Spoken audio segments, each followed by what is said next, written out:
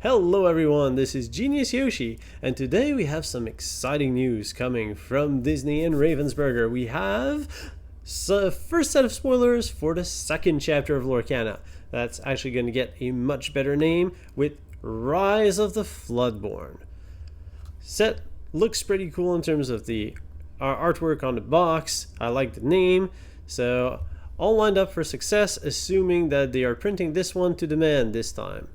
And we can have an entire discussion on that, but that's not what this video is about. This video is about rating those spoiler cards and reviewing them and seeing how strong is their potential in the current metagame, or once the second set release, just how impactful are these cards going to be. So let's get started and review some cards. To kick off the review, we have Cinderella Stouthearted as a 5/5 for 7, questing for 3, Shift 5, Resist 2, and whenever you play a song, you may challenge ready characters this turn, or Cinderella can, at the very least. Well, first off, what is Resist 2? So Resist is a new mechanic that's been spoiled. That means that whenever Cinderella would take damage, that damage is reduced by 2. Now that doesn't say combat damage, it says damage dealt is reduced by 2. So if you have something that deals damage to everything, the reduction applies. In particular, that means that Cinderella is immune to grab your sword, immune to Tinkerbell pings. So that's a pretty good ability for these types of resistance, but it also adds more than an effective 2 toughness. So when you're looking at Cinderella, she's better than a 5/7 for 7. And that's pretty good. In particular, if she attacks a 3-powered character, just takes 1 point of damage, keeps on with her day. That's what that armor and that shield is for. And that sword, well, it's the 5 power and the questing for 3, which are both impressive stats. The ability to challenge a ready character can be compared to, well, let's say Elsa, the tree drop, where she exerts herself and force a character to be exerted on the opponent's side so that you can then do a challenge. And that's a 2-step process, costs you the 2 characters ready for the challenge. Well, Cinderella does that all by herself as long as you've sung a song. So I guess it's still a 2-step process. Strong stat line, 7 is expensive, but she is strong. And the fact that you can shift her for 5 and just surprise Cinderella out of nowhere, and also we know 5 is the magic number to sing these awesome steel songs. I think Cinderella is actually very good, and I'm going to give her a 4-star rating. I don't think she's meta breaking or as good as, say, Grab Your Sword or A Whole New World or all of these haymakers right now, just because 7 is expensive, but she is very strong. Once she hits the board, she can be shifted into play, and she's going to be included in a lot of cool decks. Next up, we have Gaston, Intellectual Powerhouse. So he's a 4/4 for 6, non-inkable, quest for 3. That's a lot of quest, a lot of lore. And when you play this character, you look at the top 3 cards of your deck and put one of them in your hand and the rest at the bottom. So Gaston replaces himself. I think this is a pretty good character to include in Sapphire, because one of the things that Sapphire is missing as a color is card draw. You have access to Robin Hood, which is quite shady. Actually, Gaston is quite comparable to Robin Hood. Both are 4/4s, but Gaston quests for more, and Gaston has a much better draw power. On the flip side, Gaston is not inkable, which is a bit of a problem, because you're going to have your Hades as the 7 drop most likely, and if you're putting Gaston, then you have 2 high-costed non-inkable characters, which could be a problem. The shifting can play quite nicely, especially since we know we have the 2-drop Gaston, and if that Gaston doesn't have anything to tackle, well, let's just turn it into an Intellectual Powerhouse and draw the card we need as part of that option. So I think he's good. But the fact that he's uninkable makes me a bit wary, and we already have Hades that's more powerful in that high-costed uninkable, and I don't want too many high-costed uninkable, so I'm going to give Gaston a 3-star rating. Don't blame you for playing it, but I don't blame you for keeping it out of your deck either. We then move to Belle, Hidden Archer, a 3/3 for 5, uninkable, shift 3, lots of shifters. It's apparently a mainstay mechanic in Lorcana, and it's quite cool. It does allow you to bypass that rule where you essentially have summoning sickness or waiting for the ink to dry. You just upgrade your character and swing for combat or swing for questing or activate your ability. Well, do stuff, which is the entire point of shifting, and the discount. You can never neglect the discounts. Back to Belle. So she's a 3/3, quest for 3. So the stats line is a little poor. You expect more than 3/3 in your 5-drop, but she has this amazing ability. Whenever she's challenged, the challenging character's player discards all cards in their hand, which means that Belle essentially cannot be challenged in the early to mid game. That's quite a good upside. Now, the problem I have with Belle is that she competes directly with Cusco. And Cusco's a 5-drop, still same amount of questing, same amount of total stats. But Cusco has this ward ability that protects him from spells, and he deals damage to the board. While Belle can be taken down by a smash, which is a bit of a problem. She can be taken down by, well, pretty much any sort of removal or your opponent has. And so she's not as well protected as Cusco. She doesn't impact the board. One way to work around her ability is just empty your hand, and then you can challenge Belle. And being an uninkable 5-drop, she's going to be played in the mid to late game, most likely. And emptying your hand for an aggressive opponent is definitely something that they can do. Now you can shift Belle early, which is an upside, but you risk those removal spells, which can be dangerous. Now, one cool thing that you can do with her is play her in front of a reckless Gaston that's going to be forced to challenge her, and then we're laughing. But overall, I prefer Cusco. I'm hesitant between 3 and 4. I think I'm going to go with a 3-star rating, because I think we don't want to overwhelm our uninkable 5 slots, and even Cusco can get cut out of some decks. We also have Genie on the job, which is just candy as an uninkable 6-drop, and I think Belle just falls a little short of these powerhouses. Next up, we have the Queen, Commanding Presence, 4/3, quest for 2. Whenever this character quests, chosen opposing character gets -4 power, and one of your character gets +4. That's a huge swing. Huge swing. It allows your hey to take out whatever your opponent has that has 5 or less willpower, and if they have 5 or less combat, they're not taking down your hey. Even your Lilo suddenly becomes combative once you have Queen in play. Shift 2 is also really cheap. As long as we have a cheap Queen to shift this one on, which at the moment we don't.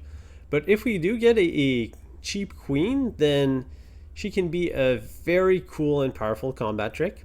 And sticking as a 4/3 questing for 2, it's kind of stats of a 4-drop. So you're paying 1 full ink or 1 full card if you're shifting for her ability. It's actually pretty good, and it's whenever she quests, so it's repeatable too.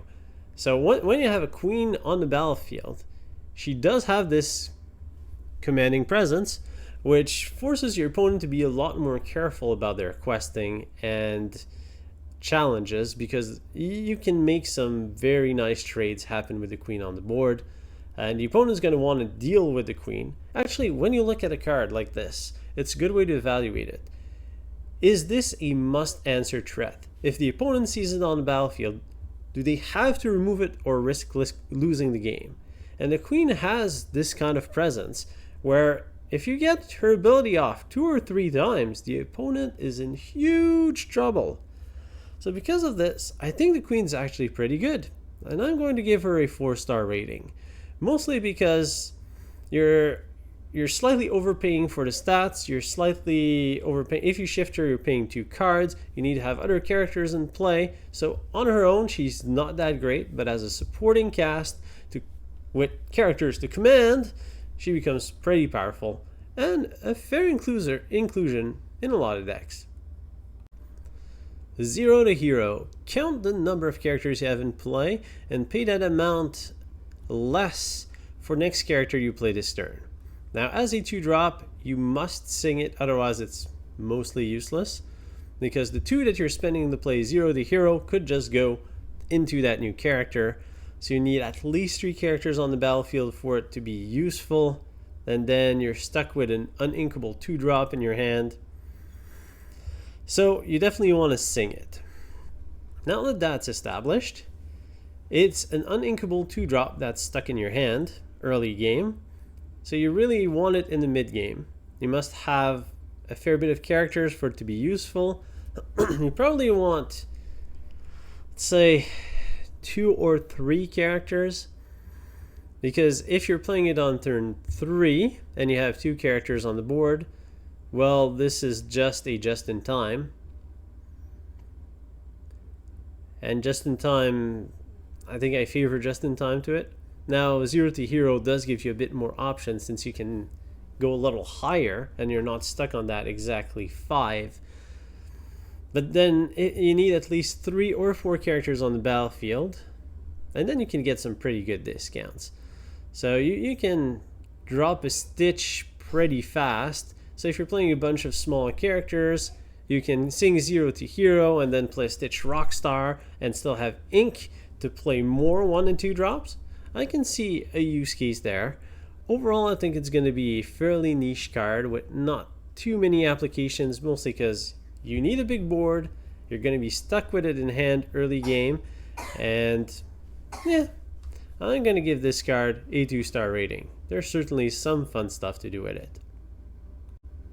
Next up, we have Winnie the Pooh, Honey Wizard.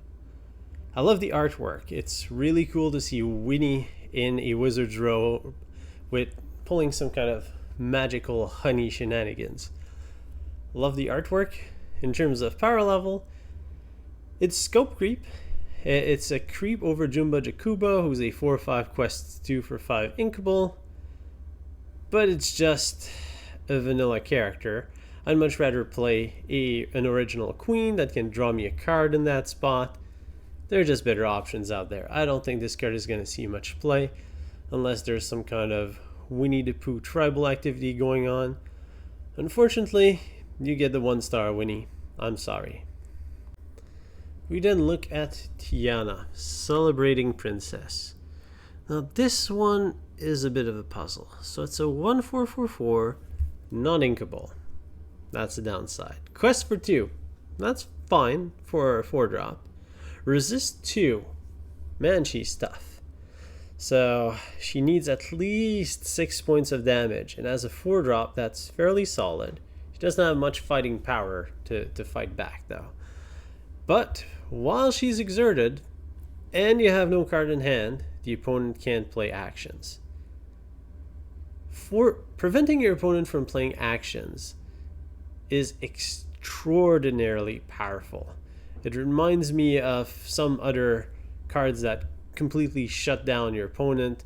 In Pokemon, we have Path to the Peak, just shut down all your opponent's abilities. In Yu-Gi-Oh, we had Imperial Order or Royal Decree that just shut down everything of one type. And actions is an important part of the game. All the songs are actions. Shutting down your opponent's A Whole New World means that they've overcommitted, perhaps, and they can't do anything. Most of the removal is based off of actions. So as long as she's exerted and you have no cards in hand, you're pretty much immune to removal. Which means if you're going very wide and you need to and you're much wider than your opponent and you have Tiana in play, well, grab your sword? I don't think so. Be prepared? Not on my watch. You need to fight Tiana first, and Tiana is tough as a nail. So I think she's going to see a lot of play. The challenge is going to be, how do you get into that no cards in hand zone to activate her ability? because that means that you're going to be playing off the top of your deck. So you probably want to have some ways of manipulating the top of your deck from other cards that you have in play.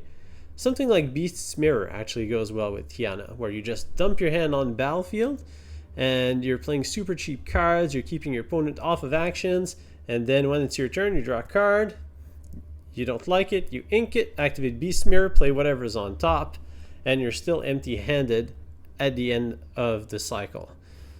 So I think Tiana is going to be extremely powerful. I'm going to give her a 5-star rating, but she is going to need some tweaking around to find the perfect shell that is going to completely shut down certain archetypes. Yeah, not looking forward to playing against Tiana's, I'll say that.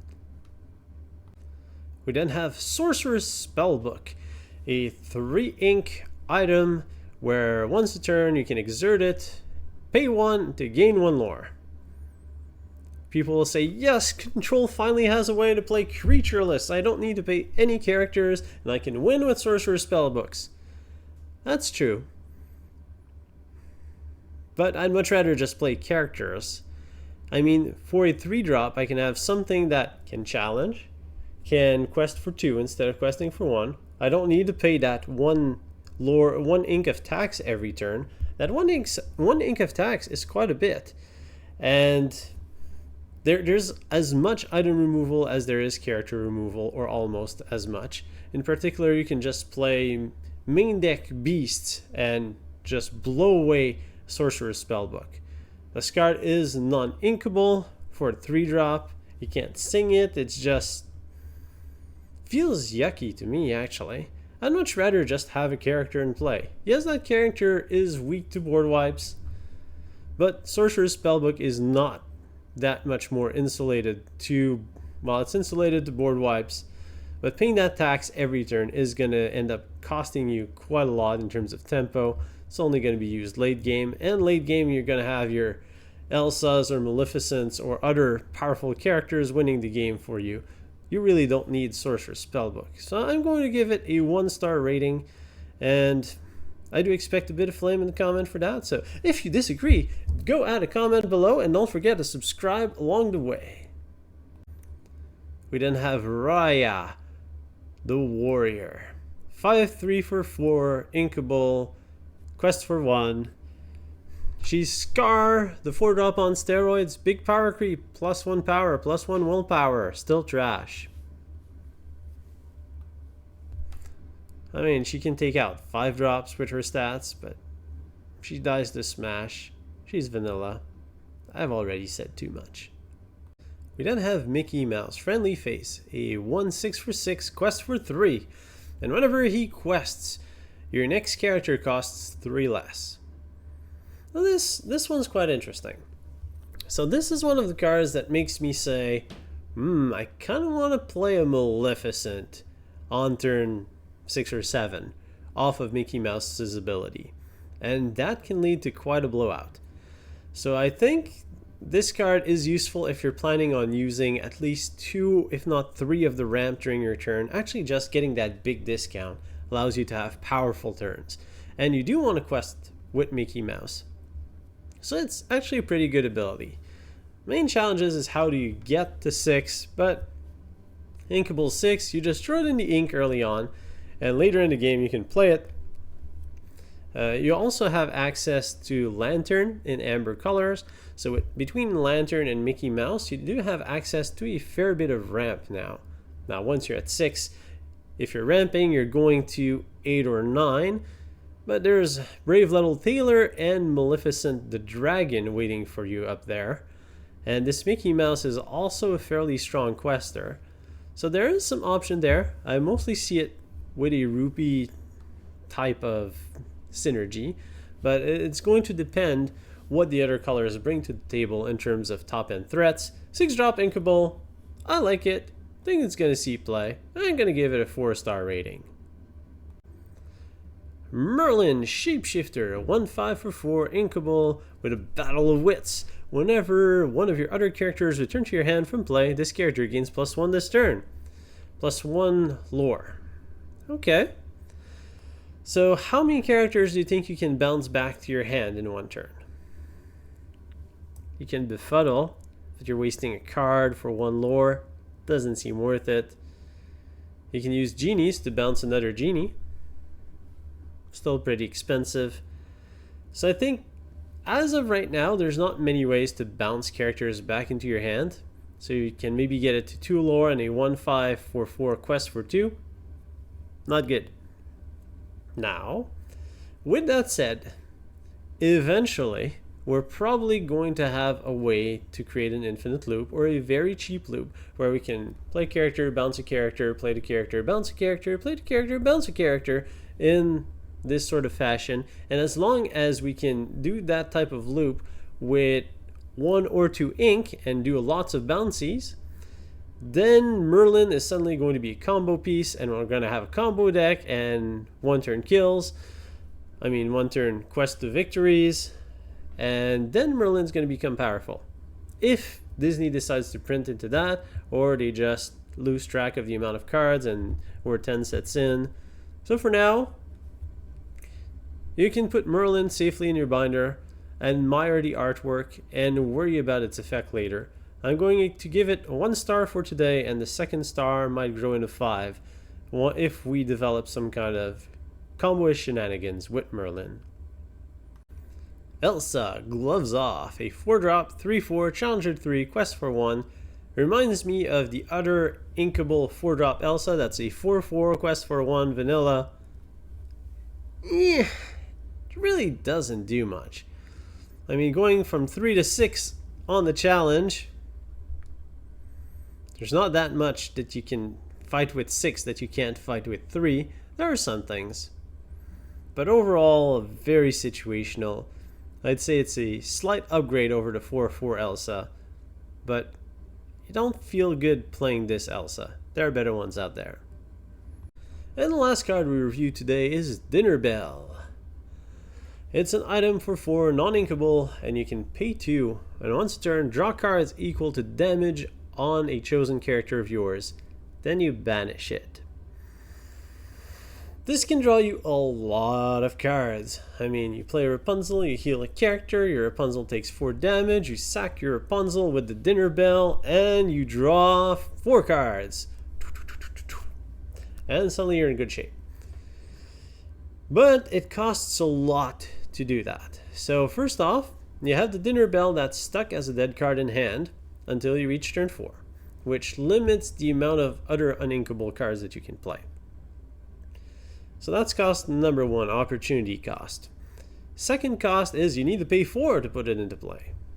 Third cost is you need to pay 2 to activate the ability, and you need to sacrifice a creature, and you must have a creature that has damage on it. That's a lot of restrictions. The effect is powerful, but it's a lot of restrictions. I think people are going to try it out.